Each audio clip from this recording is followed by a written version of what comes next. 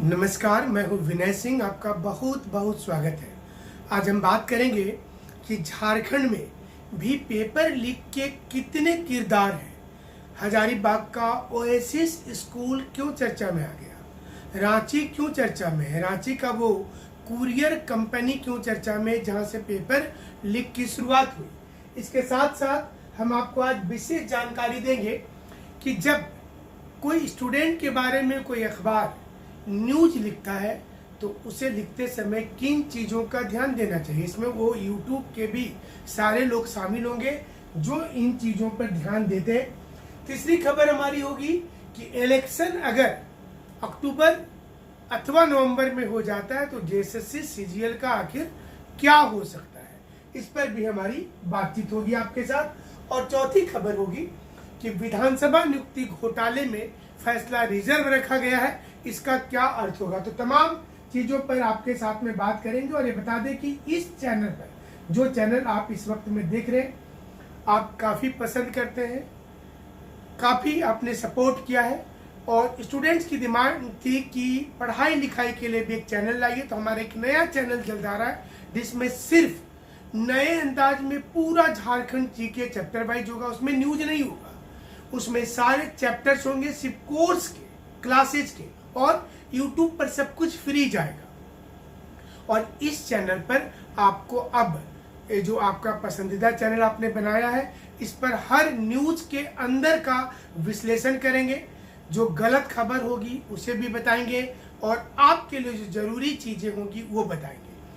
आज की शुरुआत करेंगे कि इस समय पूरे देश में क्वेश्चन लीक का पूरा मामला चल रहा है। इतना बड़ा प्रेशर है कि सरकार बड़े बड़े फैसले ले रहे हैं। हालांकि झारखंड में जब पेपर लीक होता है तो इतने बड़े बड़े फैसले नहीं लिए जाते हैं। आप देखिए, इसके दो किरदार को समझाने की कोशिश करते हैं। पहला कि ये जो पूरा मामला है जिसमें ब्लैक डर्ट एक कंपनी है, ब्लू डर्ट के नाम से भी जानी जाती है। ब्लू डर्ट कुरियर कंपनी है, रांची का है।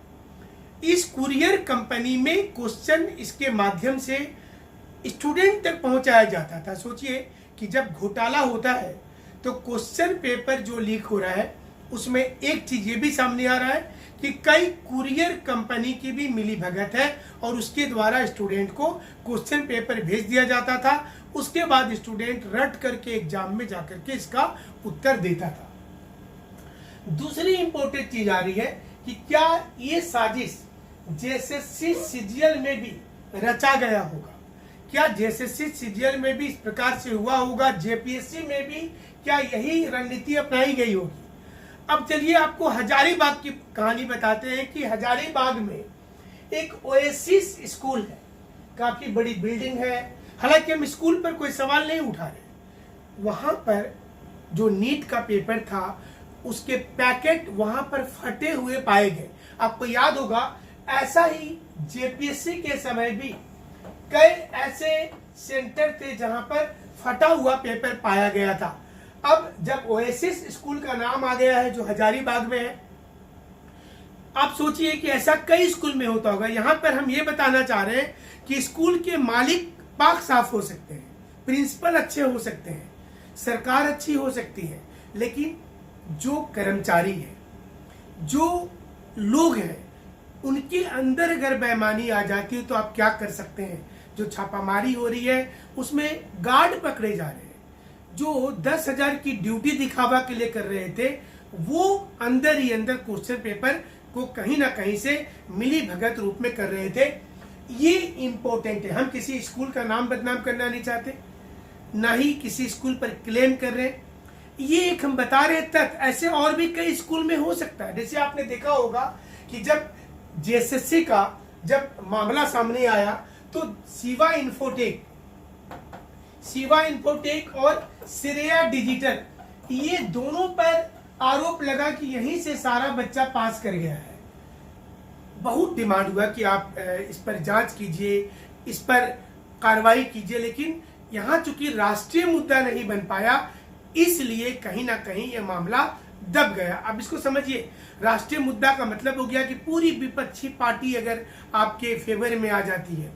हर राष्ट्रीय चैनल आपके फेवर में आ जाता है, तो सरकार पर कितना प्रेशर पड़ता होगा कि वो रातों रात डिसीजन ले रहे हैं, अध्यक्ष को हटाया जा रहा है, डायरेक्टर को हटाया जा रहा है, जांच कमेटी बैठाई जा रही है, केंद्रीय शिक्षा मंत्री को जवाब देना पड़ रहा है। झारखंड में जब इसी चीज को आप जोड़िए जेएसएससी सीजीएल से, कि जेएसएससी सीजीएल का जब घोटाला सामने आया, पेपर लीक का मामला सामने आया, तो इस पर सिर्फ खानापूर्ति के लिए एक एसआईटी गठित हुआ। वो एसआईटी आज कहाँ खड़ा है? इस एसआईटी के बारे में अगर आप जानना चाहेंगे कि इस वक्त में ये एसआईटी कहाँ है, इसने अपने रिपोर्ट में कितने लोगों को नामजद किया, इसने कितने लोगों से पूछताछ किया, इसकी कोई रिपोर्ट अभी तक सार्वजनिक क्यों नहीं हुई? क्या स्टूडेंट को ये जानकारी पाने का हक है? ये इम्पोर्टेंट है। इसलिए आज हमने आपके विश्लेषण के लिए इस मुद्दे को चुना कि ये बात सिर्फ नीट की नहीं है। और आप बोलिएगा कि सर हमको नीट से क्या लेना देना है? आप समझिए, लोग वही हैं, सेंटर फिर से यही सब जगह में पड़ेगा, और यहाँ के कर्मचारी अगर इसी प्रकार से मिली भगत में रहेंगे, चाहे रांची हो चाहे वो हजारीबाग हो, तो आप अंदाजा कर लीजिए कट ऑफ ज्यादा चला जाएगा। जो आवाज झारखंड के स्टूडेंट हमेशा उठाते हैं कि जेपीएससी में हाई कट ऑफ कैसे चला जा रहा है, एक ही दो शहर के ज्यादा से ज्यादा बच्चे क्यों पास कर जा रहे हैं। हम किसी के मेरिट पर सवाल नहीं उठा रहे, लेकिन एक इंडिकेशन मिलता है सरकार को पुरानी चीजों पर भी जांच करने की जरूरत है। जिस स्कूल का नाम आया, क्या इसके पूर्व के रिकॉर्ड में भी ऐसी चीजें आ रही है, ये देखने की जरूरत होगी। आज का दूसरा महत्वपूर्ण विश्लेषण होगा जेपीएससी को लेकर के। जेपीएससी में जब हाईकोर्ट में सुनवाई चल रहा था, कई अखबारों ने ये खबर छाप दिया था एक कैंडिडेट के नाम लेकर के कि मयंक कुमार सिंह की सुनवाई के समय हाईकोर्ट ने ये कहा था कि वो इस कैंडिडेट को कि ये तो अधिकारी बनने के लायक ही नहीं है। कई अखबारों ने इसको लिखा कि ये तो अधिकारी बनने के लायक ही नहीं है, बल्कि इसे तो रिजेक्ट कर देना चाहिए। बाद में इस पर हमने एक वीडियो बनाया था कि कोर्ट ने ये टिप्पणी नहीं की थी। ये हमने जब मुद्दा उठाया, जब उस लड़के से हमारी बातचीत हुई, उन्होंने कहा सर ऐसी कोई बात नहीं है। अब देखिए, उस अखबार ने आज मयंक कुमार सिंह के बारे एक पैराग्राफ छोटा सा लिखा है। आज एक पैराग्राफ लिखा है और उसमें लिखा है कि हाईकोर्ट ने ये टिप्पणी नहीं की थी, ये उनसे गलती हुई, हाईकोर्ट ने ये टिप्पणी नहीं की थी। और ये हम आपको दिखा भी रहे हैं कि हाईकोर्ट ने ये टिप्पणी नहीं की थी, बल्कि हाईकोर्ट ने कहा था कि ओएमआर सीट में गलत रोल नंबर भरने से उन्हें योग्यता के लायक हम नहीं समझ रहे हैं, इस समय में हम इनको मौका नहीं देंगे। ये नहीं कहा था हाईकोर्ट ने कि जो कैंडिडेट है वो अधिकारी बनने के लायक ही नहीं है। और इसको लेकर के जो मयंक कुमार सिंह थे वो सामने आए, उन्होंने अखबार को चिट्ठी लिखा, अखबार के सरकार जो एडिटोरियल उनके कॉलम लिखते उनसे बातचीत किया, अखबार ने उनके पीड़ा को समझा और फिर अपने उसी पन्ने पर उसने खंडन छापा है कि ये चीजें हमसे गलत प्रकाशित हो गई थी। मीडिया की भी जिम्मेवारी बनती है कि अगर आपसे कोई गलती होती तो आपको सामने आकर के मानना चाहिए, क्योंकि आप किसी को बहुत जल्द बदनाम तो कर देते हैं लेकिन फिर खंडन नहीं कर पाते हैं। तो ये खबर जेपीएससी के लिए इंपॉर्टेंट था, उन तमाम यूट्यूब चलाने वाले लोगों के लिए भी है कि जो खबर तो चला देते हैं, चीजों को बता देते हैं, सत्यता की बात करते ही नहीं, वो सिर्फ वही चीजों की बात करते हैं जो व्यूअर को अच्छा लगता है। अगर व्यूअर को कोई एक लाइन पसंद आती है तो वही लाइन को बोलने की कोशिश करते हैं। आपने देखा होगा तमाम थंबनेल में इसी चीजों का जिक्र होता है, इसलिए आज ये विश्लेषण करना भी आपके लिए जरूरी था। आज का तीसरा महत्वपूर्ण खबर है, खबर अभी आ रही है झारखंड में कि इलेक्शन नवंबर में हो सकता है। कई अखबार में और दूसरे सोशल मीडिया प्लेटफॉर्म पर भी ये चीजें आ रही हैं कि जो चुनाव है झारखंड में ये नियम के मुताबिक दिसंबर में होना चाहिए था और नई सरकार का गठन जनवरी में हो जाता। लेकिन अब ये खबर आ रही है कि अगर महाराष्ट्र और हरियाणा के साथ ही चुनाव आयोग चाहे झारखंड का चुनाव करवाना तो करवा सकती है और इसके लिए नवंबर का तिथि चुना जा सकता है।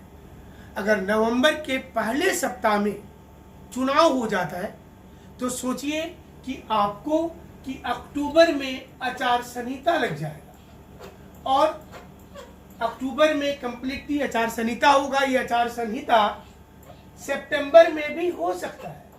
आप ये भी ध्यान रखेंगे कि ये आचार संहिता सितंबर में भी हो सकता है। तो आप सोचिए कि अगर ऐसा होता है, अगर मान लीजिए कि केंद्र सरकार की भी अंदर से हरी झंडी हो, चुनाव आयोग को भी लगता हो कि एक साथ चुनाव कर लेना चाहिए, तो फिर शायद जेएसएससी सीजीएल वाली थ्योरी में एक क्वेश्चन मार्क लगेगा। अगर सोचिए कि कुछ दिन और पहले का अगर डेट आ जाए, ये चुनाव आयोग की इच्छा पर होता है, कोई जरूरी नहीं कि नवंबर में ही हो सकता, अक्टूबर में कर दें। अगर ऐसा होगा तो फिर मुश्किल हो जाएगा। इसलिए सभी लोगों को मिलकर के जेएसएससी सीजीएल परीक्षा को लेने के लिए दबाव बनाना चाहिए कि ये परीक्षा किसी भी हालत में नहीं रुके। सिर्फ जेएसएससी सीजीएल ही नहीं बल्कि जेएसएससी से जुड़ा हुआ हर नियुक्ति हो जाना चाहिए। ये थ्योरी क्यों इस समय चर्चा में चल रही है कि नवंबर में ही चुनाव इस बार हो जाएगा? इस थ्योरी के पीछे की मंशा को समझिए। पिछले 10 दिनों में आपने देखा होगा कि मुख्यमंत्री चंपई सोरेन ताबड़तोड़ फैसला ले रहे हैं। एक से बढ़कर एक, गुरु डी क्रेडिट कार्ड योजना, अबुआ आवास योजना, 1000 रुपया मासिक पेंशन योजना महिलाओं को 25 साल से लेकर 49 साल वाले को, बेरोजगार को लोन योजना, सब्सिडी योजना, खाद्यान्न योजना। एक आपने देखा होगा कि आजकल एक बड़ा सा थैले में झारखंड सरकार की सारी योजना का नाम है और उसमें अनाज भर करके दिया जा रहा है। ऐसी बहुत योजना आ गई है। इस योजना के आने से एक बल मिल रहा है कि सरकार को भी लग रहा है कि चुनाव अगर पहले अनाउंसमेंट हो गया तो उनकी तैयारी ऐसी होनी चाहिए कि अगर हम नए भी एग्जाम लेते हैं, हालांकि हमें पूरा भरोसा है कि एग्जाम सरकार को लेना चाहिए और लेगी, सरकार लेगी, लेकिन हम आपको दोनों स्थितियों को लेकर चल रहे हैं। जो भी हमने विश्लेषण में कहा था कि आपको सिर्फ वो लाइन सुनने में पसंद आता है जो लाइन आपके काम की होती है। हमारा उद्देश्य होता है कि दोनों पक्ष को बताना और आपका प्यार इसी प्रकार से मिले। वीडियो को लाइक भी करते रहिएगा, शेयर भी करते रहिएगा। इस चैनल पर अब आपको अंदर की हर खबर बताई जाएगी, क्या कुछ चल रहा है जो पर्दे के पीछे होता है और आपको पता नहीं चल पाता, अनकट पूरी चीजों को। और पढ़ाने के लिए और पढ़ने के लिए एक नया चैनल हमारा आ रहा है जिसमें सिर्फ झारखंड जी के प्रैक्टिकल फॉर्म में पहली बार आपको मिलेगा। उसके साथ साथ और भी सारे टीचर की कक्षाएं उसी चैनल पर होगा। बहुत जल्द हम उसका नाम आपको बताएंगे, लेकिन इस चैनल पर अब सिर्फ विश्लेषण रहेगा जो आपके लिए ज्यादा जरूरी हो। तो चलिए, जेएसएससी सीजीएल पर क्या हो सकता है भविष्य और कैसे क्या प्रभावित होगा, इस पर भी हमने आपको बात बताई। अगली खबर जो हमने आपके लिए चुनी है हमारी टीम ने, वह है बहुत दिनों से मामला चल रहा था कि झारखंड की विधानसभा में एक नियुक्ति हुआ था। नियुक्ति 2005 में हुआ था, 2005 से 2007 के बीच हुआ था। ये नियुक्ति आज का नहीं है, ये 2005 से लेकर के 2007 के बीच में नियुक्ति की गई थी। और इसी नियुक्ति पर बहुत सारे कंट्रोवर्सी शुरू हो गए कि सारे भाई भतीजा को नौकरी मिला है। एक दो आदमी नहीं, सारे भाई भतीजा को नौकरी दिया गया था।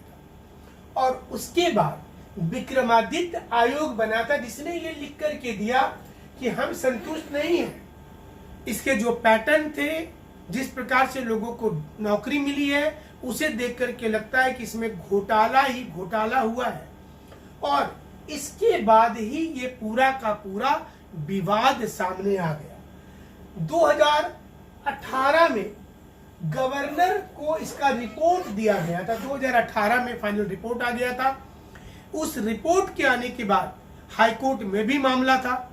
सुनवाई होने के बाद अब फैसला को रिजर्व रख लिया गया, यानी कि अब पूरी हमें जो जानकारी है इसके मुताबिक विक्रमादित्य आयोग के रिपोर्ट पर हाईकोर्ट में जो सुनवाई हुई है, इसमें सभी नियुक्ति को अवैध करार दिया जा सकता है। आप समझिए कि जो नियुक्ति हुई इसमें सभी नियुक्ति को इनवैलिड करार दिया जाएगा तो क्या होगा? कई लोग प्रमोशन पाकर के सचिवालय में अधिकारी बन गए होंगे, कई लोगों का रिटायरमेंट का समय होगा। 2005 की नियुक्ति है। आप सोचिए कि 20-25 साल नियुक्ति के होने वाले, 20 साल तो हो ही गया है। सोच लीजिए, अगर किसी व्यक्ति का उम्र उस समय में 30-35 रहा होगा तो आज वो 55 साल के हो गए होंगे।